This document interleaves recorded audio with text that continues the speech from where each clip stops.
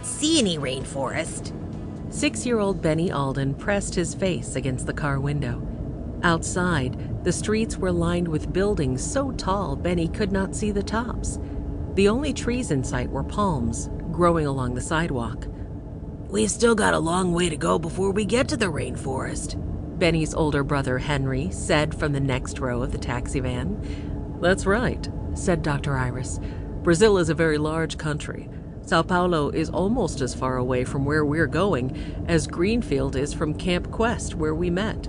But this place is an important stop for our next investigation." "Is it? Are we looking for a creature that lives in the city?" Benny looked back out the window and searched for any sign of wildlife. Over the summer, he had gotten used to keeping his eye out for unusual things. He and his siblings were helping Dr. Iris investigate reports of mysterious creatures around the world. Their findings would help her prepare a television series for children. So far, the Aldens had looked for Bigfoot in the Rocky Mountains, elves in Iceland, and mermaids in Puerto Rico. Brazil was the last stop in the children's summer of travel, and Benny was determined to find the best proof yet that the creature was real, whatever it was.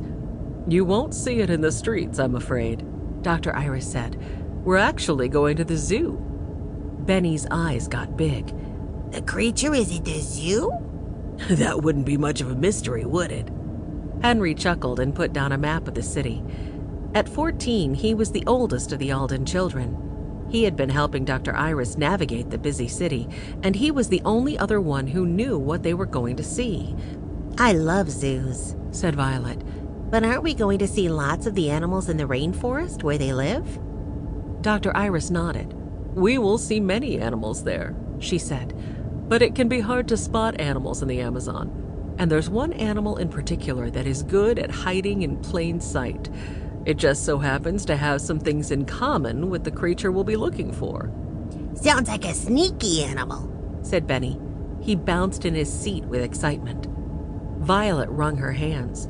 She was 10, and even though she was excited to be going to the rainforest, she also knew how wild it could be. The taxi dropped off the children with Dr. Iris at the zoo. Once everyone had their tickets, the group walked inside. Immediately, they were surrounded by trees and vines and bright flowers. "It's like stepping into a different world," said Jessie. She was 12. Usually on the children's adventures, she was the planner. It was exciting for her not to know what they were going to do for a change. Henry led them down a winding path through the zoo. Benny followed close behind, looking for a clue about what they were trying to find. They came to an enclosure of monkeys. "Oh, does the creature have really long arms and swing from the treetops?" Benny asked. Dr. Iris shook her head. "We aren't here to see the monkeys." Next, they passed an enclosure with a pair of yellow and blue birds. "I know," said Benny. "It's like a giant parrot with a big beak." One of the birds tilted its head from side to side. Jessie laughed. "I don't think he liked you calling him a parrot, Benny." She pointed to the sign. "It says those are blue and yellow macaws." "Oh." Benny turned to the enclosure. "Sorry, Mr. and Mrs. Macaw." "Just a little farther," said Henry. He stopped at the end of the row and stood in front of the sign that said the name of the animal so the others could not see. The enclosure had a grove of slow-growing trees that shaded the whole area. Everyone gathered around and peered in. Even Jessie was excited to find what they were looking for. Benny leaned on the railing. "I don't see anything in there. Are we looking for an invisible animal?" Dr. Iris gave them a hint. "Look closely at the trees." The children squinted as they scanned the treetops.